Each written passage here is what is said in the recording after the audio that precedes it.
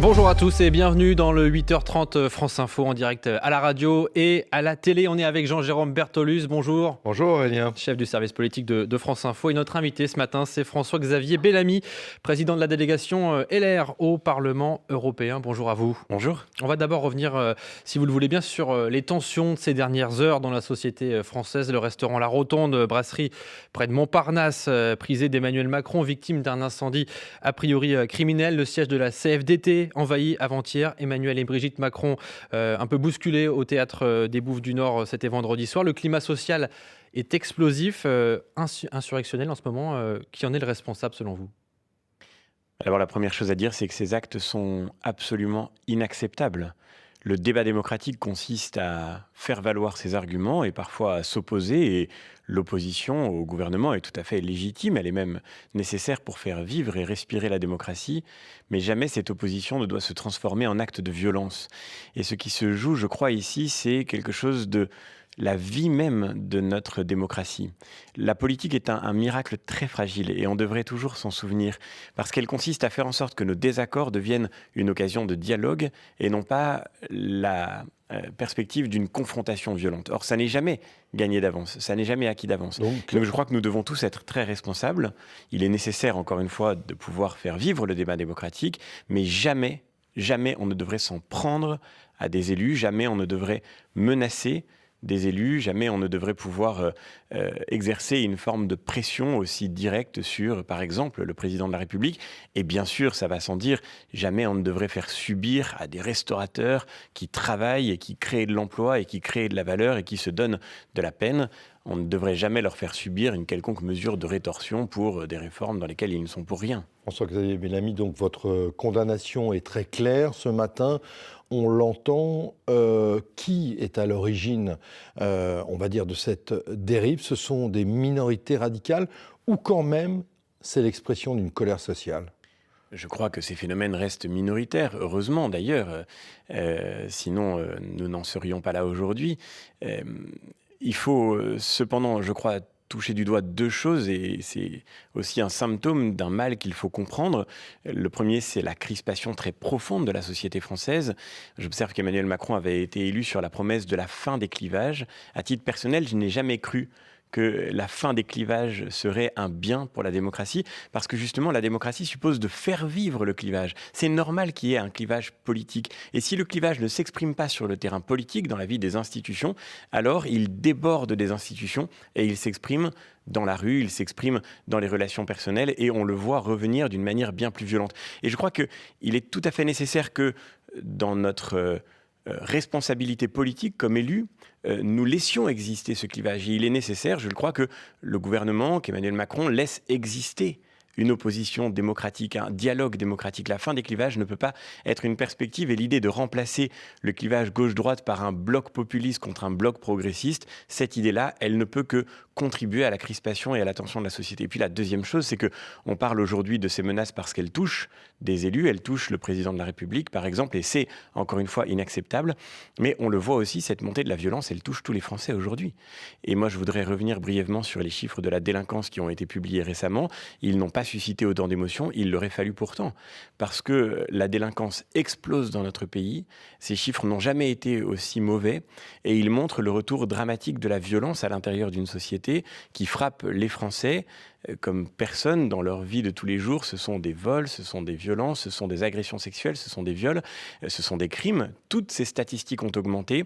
Lorsque l'État ne parvient plus à faire face à sa mission de sécurité, lorsque, et c'est Alain Bauer qui est criminologue qui le constatait, lorsque cette délinquance prospère dans une forme d'impunité. De tension sociale, éventuellement de tension de minorité, mais vous dites en fait, c'est la violence au quotidien qui s'impose en France, effectivement, aux Français. Je ne peux pas ne pas faire le lien avec ce constat qui est fait, encore une fois, par la statistique la plus officielle. Ce constat que la délinquance, c'est-à-dire la violence, semble prospérer, progresser en tous les cas dans la société. Et il faut se souvenir que le premier devoir de l'État, c'est de garantir la sécurité, c'est de garantir la paix. Et je crois que nous devons absolument, collectivement, trouver les moyens. Et le gouvernement doit aussi répondre sur ce terrain-là pour protéger non pas seulement, encore une fois, nos élus, nos institutions, et c'est très important, je viens de le dire, mais pour protéger aussi tous les Français de cette délinquance qui prospère dans ce que, encore une fois, Alain Bauer appelait ce sentiment d'impunité produit par une réponse pénale qui parfois n'est pas à la hauteur. Pour revenir au climat agité, climat social agité de ces dernières heures, ça a suscité beaucoup de réactions, et notamment celle de Marine Le Pen, la présidente du Rassemblement national. Pour elle, ça montre tout simplement la tension qui existe dans le pays. Ces agissements doivent être condamnés, mais surtout ils sont inquiétants parce qu'ils révèlent une montée en tension. Et c'est une montée en tension permanente, ininterrompue, depuis maintenant plus d'1 an et demi. Il faut bien dire que le gouvernement, par son comportement, a contribué au fur et à mesure du temps à cette montée en tension. Vous êtes d'accord avec ce que dit Marine Le Pen, la tension n'est jamais retombée dans le pays depuis cette crise des Gilets jaunes? La tension n'est jamais retombée. Mon désaccord avec Marine Le Pen serait que je ne crois pas qu'on puisse lier cela à l'action du gouvernement. Je veux dire par là que jamais on ne peut excuser, jamais on ne peut expliquer des réactions de violence à l'endroit des élus, à l'endroit des institutions. Jamais on ne peut corréler les erreurs du gouvernement, et il en a fait beaucoup, et je serai le premier à les dénoncer quand il en fait. Expliquer, c'est forcément excuser, selon vous? En tous les cas, on ne devrait jamais expliquer que le gouvernement est responsable d'actions comme celles qu'on a vues se dérouler récemment. Le gouvernement n'est pas responsable du fait qu'on ait incendié la rotonde. L'incendie de la rotonde, avec ce qu'il impliquait de risques dramatiques potentiellement pour des personnes, cet incendie, il n'est explicable que par l'acte de violence irresponsable dont se sont rendus ceux qui l'ont produit. Ce conflit social qui dure maintenant depuis plusieurs semaines, qui empoisonne par exemple la vie des Franciliens, et sûrement la vie des Franciliens les plus modestes. Ce débat sur les retraites qui dure maintenant depuis plus de 2 ans, il faut que ça cesse, il faut tourner la page.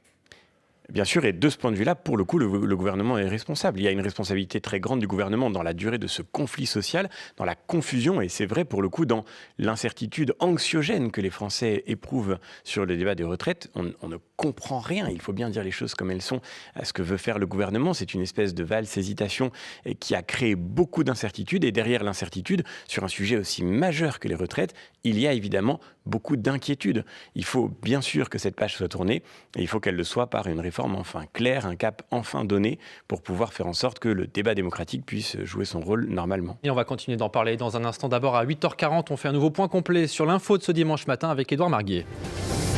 Et tout est plus clair. François-Xavier Bellamy, invité du 8h30 France Info ce dimanche. Cette grève contre la réforme des retraites, elle dure depuis plus de 6 semaines maintenant. Les grévistes demandent toujours le retrait complet du texte. Écoutez ce que répondait Édouard Philippe, le Premier ministre, à l'issue du séminaire gouvernemental la semaine dernière. Certains de ceux qui sont inquiets ou qui s'opposent à ce projet ont choisi de manifester ou de faire grève. Je voudrais dire un mot sur le sujet en indiquant, comme j'ai déjà eu l'occasion de le dire, que la grève à la RATP et la grève à la SNCF me paraissaient sans issue et qu'elles n'avaient que trop duré. Une grève pour rien, dit Édouard Philippe en quelque sorte. Est-ce que le gouvernement peut simplement se contenter que finalement ça passe ? Mais la question, c'est qu'est-ce qui passe ? Encore une fois, le gouvernement est attendu non pas pour commenter la durée de la grève, mais pour tenter d'y mettre fin par une réforme enfin claire. Et c'est vrai que je crois pouvoir dire que après, non pas seulement 6 semaines, mais après 2 ans et demi de discussion sur les retraites, commencé avec le travail de Jean-Paul Delevoye, et puis la publication d'un rapport, et puis l'ouverture de discussions, et puis l'organisation de ce grand débat sur les retraites qui n'a finalement pas complètement eu lieu. On a vu arriver l'âge pivot. L'âge pivot semble avoir été retiré provisoirement pour être remplacé par un âge d'équilibre. À quoi est-ce que tout cela nous conduit ? Je crois que beaucoup de Français ne peuvent pas le dire aujourd'hui. Et les questions qui sont posées au gouvernement sont simples. Je reprends les mots du député Gilles Carrez, qui est un très grand spécialiste des questions de finances publiques et qui, cette semaine, s'exprimait dans les questions au gouvernement en demandant est-ce que cette réforme va être plus simple La réponse est non, elle est d'une complexité très grande.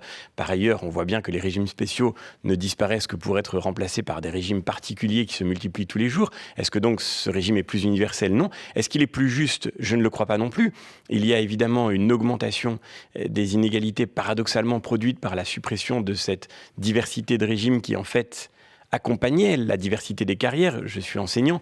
Je pense que pour beaucoup d'enseignants, il y a une vraie inquiétude aujourd'hui sur la question du montant des pensions. On nous parle d'une revalorisation, mais sera-t-elle vraiment à la hauteur de la promesse? Au fil de l'eau, au fil de cette réforme, on va améliorer, on va expliquer. Il faut les croire sur parole. C'est ce que nous dit le gouvernement. Est-ce qu'on peut entendre ça? Mais ce qui est incroyable, c'est que, on a l'impression d'avoir affaire à une sorte d'anti-manuel de la réforme. C'est-à-dire qu'il aurait fallu expliquer avant pour que les choses soient claires, avant que le débat puisse avoir lieu sur une base vraiment saine et qu'ensuite on mette en œuvre une réforme. On ne peut pas mettre en œuvre une réforme en disant qu'on va l'expliquer après coup. On ne peut pas mettre en œuvre une réforme en expliquant que le simulateur qui permettra de savoir ce qu'elle produira. Ces dernières années, François-Xavier Bellamy, on cherche la réforme qui aurait été en quelque sorte une réforme exemplaire, du moins pour les Français.